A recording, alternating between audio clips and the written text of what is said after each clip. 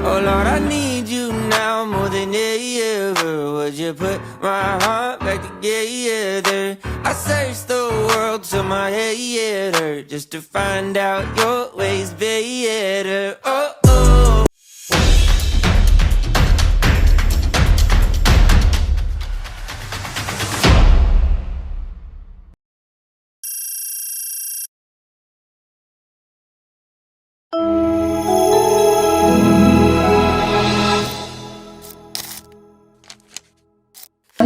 Or what is your life lesson in year 2025? Wait, listen. Okay, listen.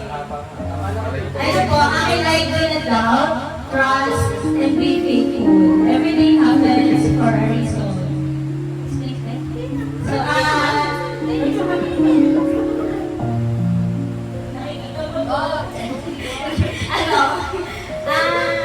yung magtiwala tayo sa Panginoon. Di ba, I want to share na paano wala na. Hindi ko nilalagay sa mic. Na akala natin wala na yung video pala. Di ba? So, biglang videos, na-upload na tayo. Huwag tayo mag-doubt kay Lord. Kasi, magtiwala lang tayo. Magtiwala. Kasi lahat, ang plano ng Panginoon para sa atin ay mangyayari. Yun lamang. Thank you.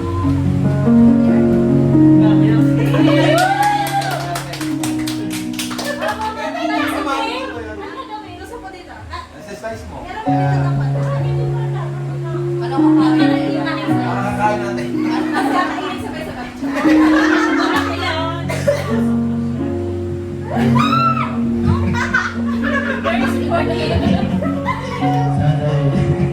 More patience and even those blessings absent sa mga more patience din sa trabaho ko, sometimes sa pamilya. At saka sa blessings na natanggap natin simula na una hanggang sa huli hanggang sa buong taon. Mahirap na nung pa-absent sa blessings.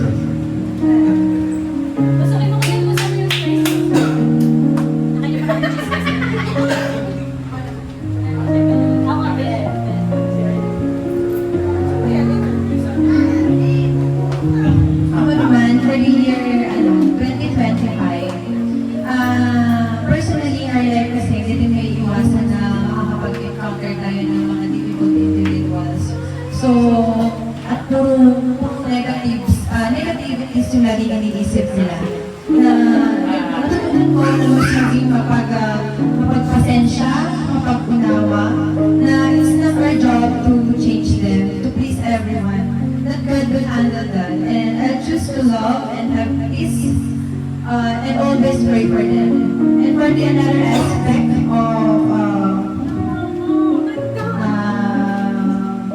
of life, ito pinagpamis naman to sa marriage naman. In a relationship with my partner, that I learned that love is not about perfect days, kundi choosing each other in despite of imperfection. Na sa bawat challenges, na mas lalo pang nakikita kung bakit siya yung gusto mong makasama habang buhay.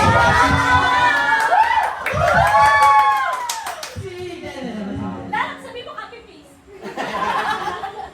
Hello. So, ang natutunan ko this 2025 is if it's for family, it's always for you. So, as you can see naman, ngayon ako sa kanila.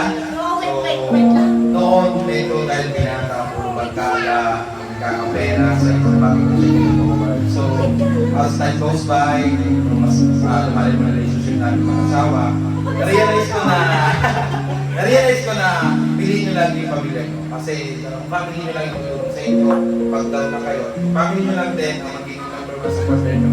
So, yun talaga yung tulong ng respect. Galing ah! Para sa ano namin? Ako. Ikaw nga, halika. Halika. Ako sa akin naman, actually ano lang po. Marami ako natutunan sa buong taon. Sa araw-araw naman, ang problema ko naman kasi talaga yung ako. Napusok ako niyan. Siguro yung dapat na iiyak niya. Ang dapat na parang mas kumilay sa learning sa akin na makibabag ko din sa sarili ko. Pero syempre, yung patience pa rin.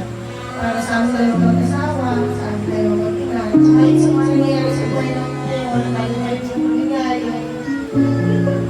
Yung sa Japan, yun yung isa sa masasabi kong work.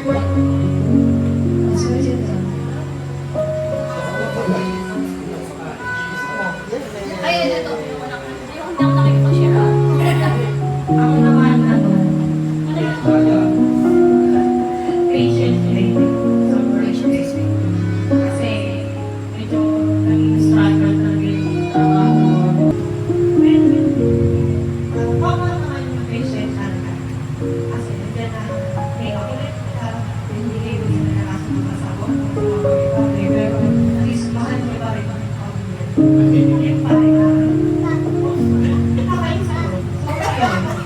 Patience.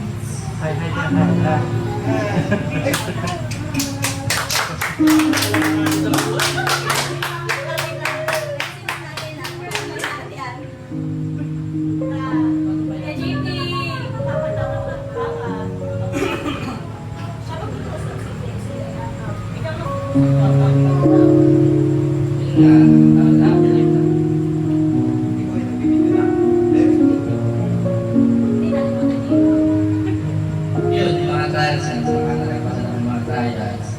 Sinasabi nga nila na yung mga problema sa pamilya, hindi naman naiiwasan sa mga ganun. Tapos pagkakita sa bata. Yun, after naman nag-play naman kami na maging maayos pa rin yung relationship sa mga trabaho, sa mga nakasalamuhan namin. Yun. At then naman ng ano, yun, naging okay naman. Yun. Kaya wala na lang masabi sa akin, siyempre, nandiyan din kayo. At hindi naman iba. Tapos ko siya, yun. Dahil sa